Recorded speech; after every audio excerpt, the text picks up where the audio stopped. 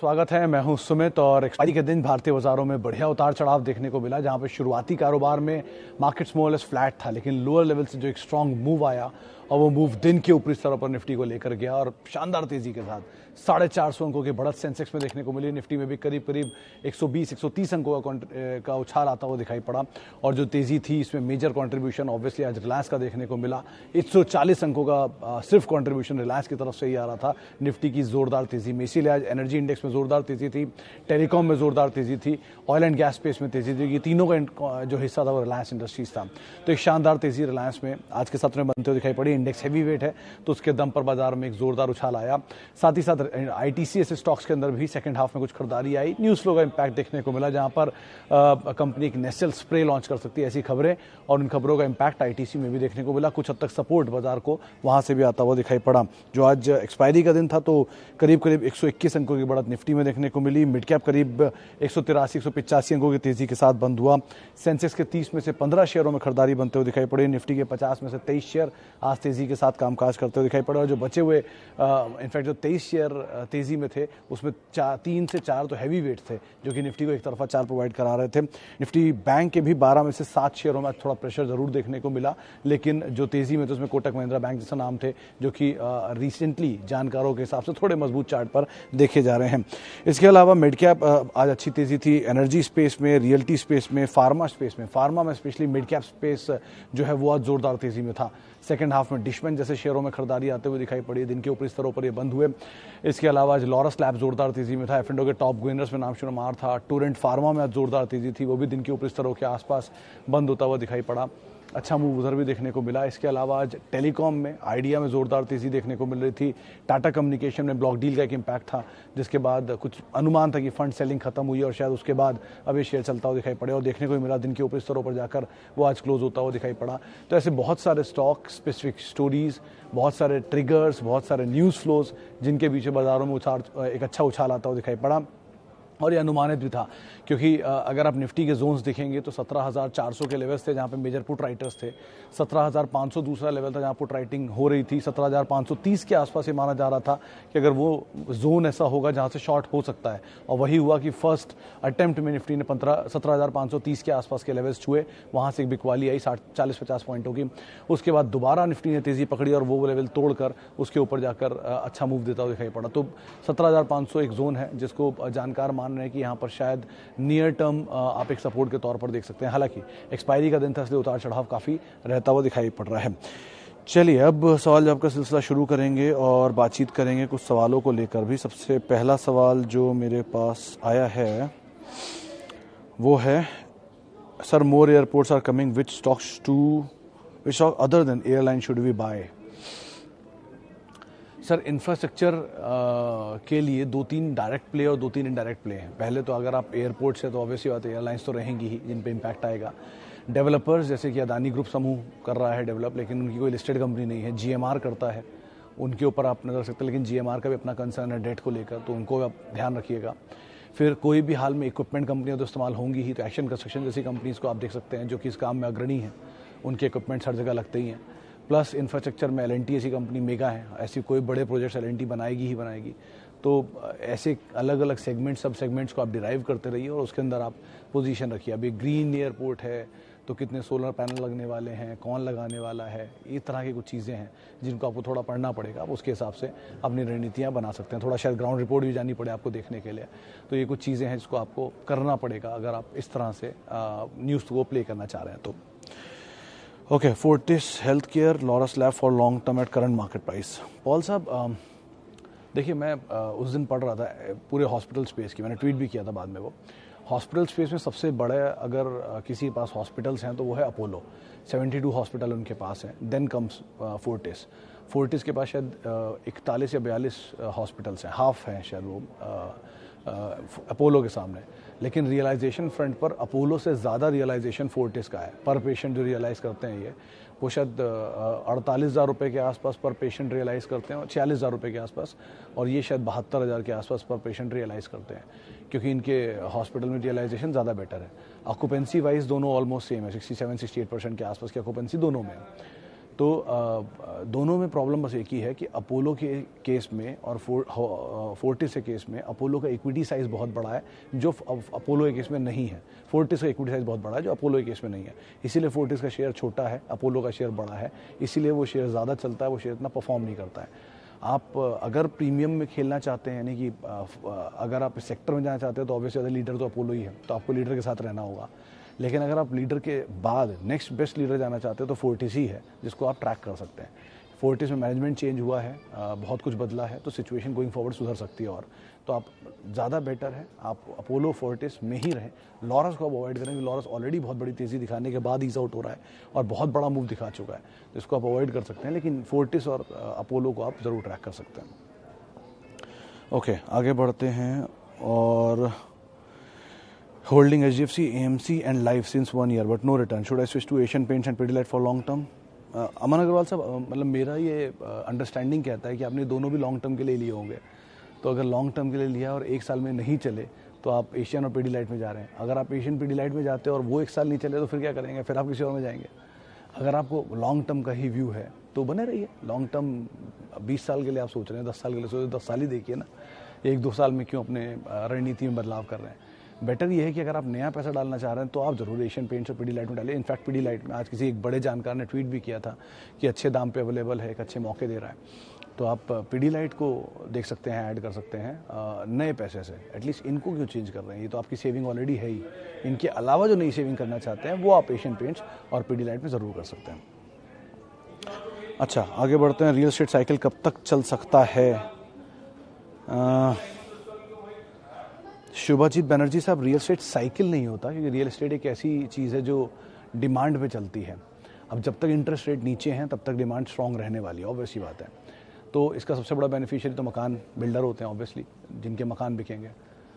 दूसरा बड़ा beneficiary cement कंपनियाँ होती हैं, क्योंकि सीमेंट तो लगेगा ही। सीमेंट इसमें नहीं भी लगेगा अगर तो इंफ्रास्ट्रक्चर में लगेगा, तो सीमेंट तो ज़्यादा बड़ा बेनिफिशियरी है, ना केवल रियल एस्टेट के लिए, इंफ्रा के लिए भी।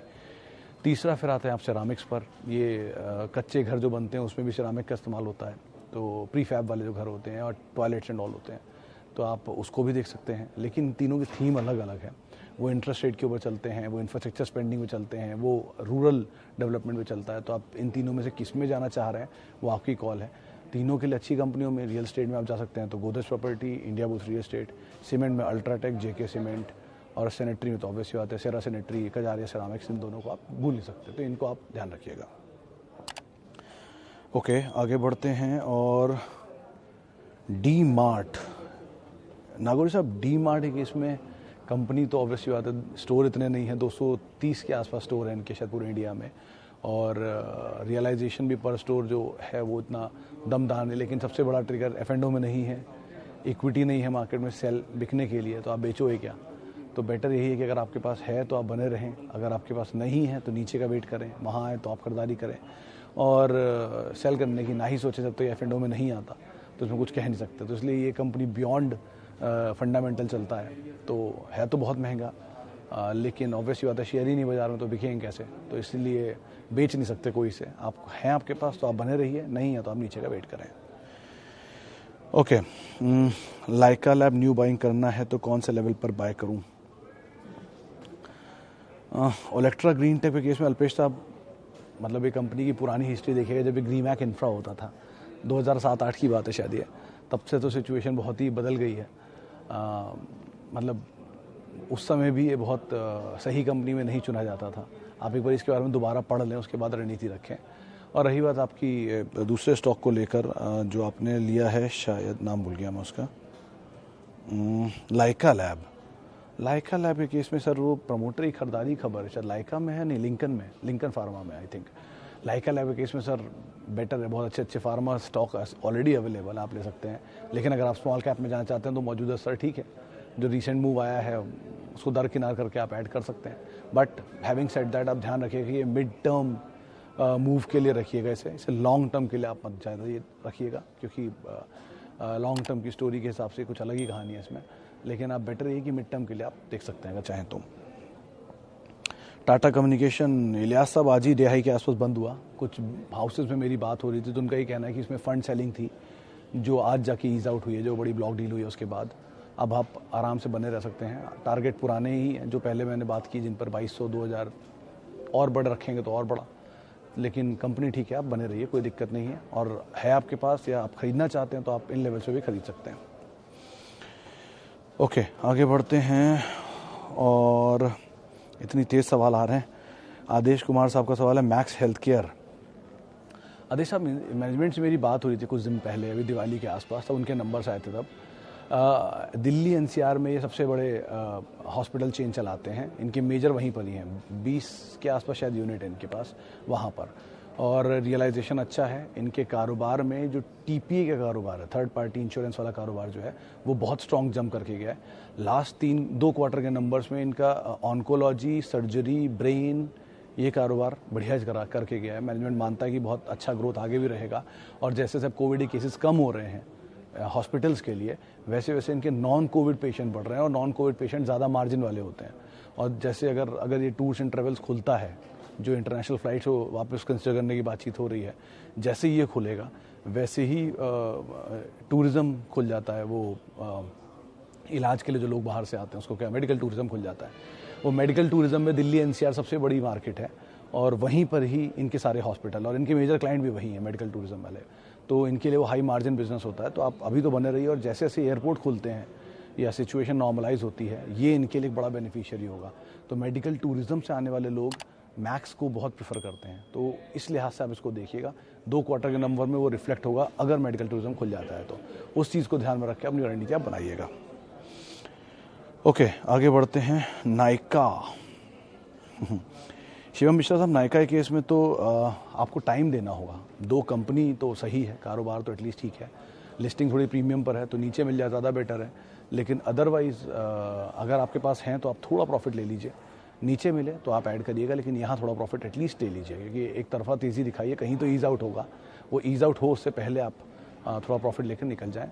बाकी आप पोजीशन में बने रहें, जो अभी कॉस्ट है या कुछ अलॉटेड शेयर होंगे, नहीं आपने खरीदा है, खरीदना चाहते हैं तो आप नीचे खरीद लीजिए, वो ज़्यादा एडवाइजेबल है। अभी नहीं, डिमांड ठीक है, आईपीओ का पैसा भी है, नए आउटलेट्स भी खुलेंगे, रेवेन्यू भी ठीक होंगे, लेकिन आगे की रणनीति बहुत कुछ डिपेंड करती है विज़न के ऊपर, मैनेजमेंट की कॉल के ऊपर। तो कुछ नंबर्स तो देखने ही पड़ेंगे ना। पहले क्वार्टर के नंबर में आईपीओ के डीआरएसपी पे शेयर जितना चल सकता था उतना हम देख चुके हैं इसको। आगे अब देखते हैं कैसे क्या रणनीति बनाते हैं हम। ओके, देव साहब, ICICI bank and HDFC bank दोनों में प्रॉब्लम नहीं है, दोनों ही लीडर है अपने अपने स्पेस के। वो देश की number 1 company in terms of market cap, और वो देश का नंबर 1 बैंक है निजी क्षेत्र में। तो दोनों में प्रॉब्लम नहीं है, मौजूदा स्तरों पे ऐड करिए, लेकिन ध्यान रखिएगा कि यहाँ से थोड़ा और नीचे जाए तो और, थोड़ा और नीचे आए तो और, थोड़ा और नीचे आए तो और। एसआईपी वे में इसमें ऐड करिए और over a period of time इन्हें ऐड करिए। पोर्टफोलियो बेस्ड स्टॉक है, इनको कोई 1-2 दिन के लिए नहीं रखा जाता। ये आपको एक्चुअल वैल्यू तभी निकाल के देंगे जब आप इन्हें कई सालों दशकों के लिए रखेंगे। तो उस हिसाब से आप इन्हें सोचिए, और 1-2 दिन के मूव के हिसाब से, 1-2 दिन के लेवल्स के हिसाब से आप अकॉर्डिंगली इसमें कॉल नहीं ले सकते, तो उसको देखिए, उसके बाद यहाँ पर कॉल लीजिएगा।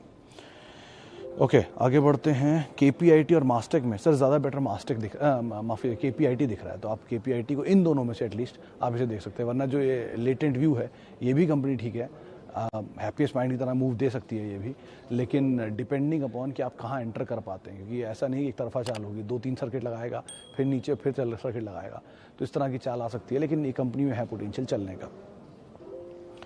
ओके, बेयर, गुप्ता साहब, बेयर मतलब पहली बार शायद इस कार्यक्रम में इसका सवाल आया है। कंपनी बहुत अच्छी है ये, मतलब ये अगर आप पढ़ेंगे इसके बारे में तो हिटलर के टाइम की कंपनी है, और बहुत पुरानी जर्मन जाइंट है। इनफैक्ट जर्मनी में इनके बहुत बड़े लैंड पार्सल्स भी हैं। अच्छी कंपनी है, आप समय दे सकते हैं तो ज़रूर बने रहिए, और अपने पोर्टफोलियो में बना के इसे रख सकते हैं। मेजरली एग्रोकेमिकल स्पेस में वर्ल्ड वाइड कुछ भी होगा तो उसमें बेयर का नाम ज़रूर होगा, और बढ़िया कंपनी है। इतने टाइम से अपने आप को होल्ड कर ही रहे हैं, इतने डिस्टर्बेंसेस के बावजूद भी। वर्ल्ड वॉर्स देख लिए इसने। आप बने रहिए, अच्छा डिविडेंड पे ऑफ है, ठीक ठाक कंपनी है, बने रहिए, कोई इशू नहीं इसमें। ओके, आईटीसी पे आशुतोष साहब, पेशेंस वाला खेल है यहाँ, तो अगर आप समय दे सकते हैं तो आप बने रहिए, वरना नहीं। न्यूज़ फ्लो काफ़ी है, आज वो आया था स्प्रे लॉन्च करेंगे नेसल स्प्रे, के चलते शेयर चला भी था, लेकिन वो न्यूज़ फ्लोज को ही प्ले कर रहा है। लंबी अवधि के लिए पेशेंस है तो बने रहिए। 4-4.5% के आसपास की डिविडेंड यील्ड है अभी, वो भी मिलेगा ही, और टाइम देंगे तो पैसा ही बन सकता है, लेकिन ऑब्वियसली हैवी वेट है, इक्विटी साइज़ बड़ा है, चलने में टाइम लगाएगा, स्लो चलेगा, सेक्टर भी स्लो है, तो थोड़ा बेटर है कि आप समय दे सकते हैं तो आप ज़रूर बने रहिए। चलिए फिलहाल अब इतने सवालों को मैं शामिल करूंगा। माफ़ी उन सभी लोगों से जिनसे हम बातचीत नहीं कर पाए, और बहुत बहुत शुक्रिया उन सभी लोगों का जिन्होंने हमसे सवाल पूछे।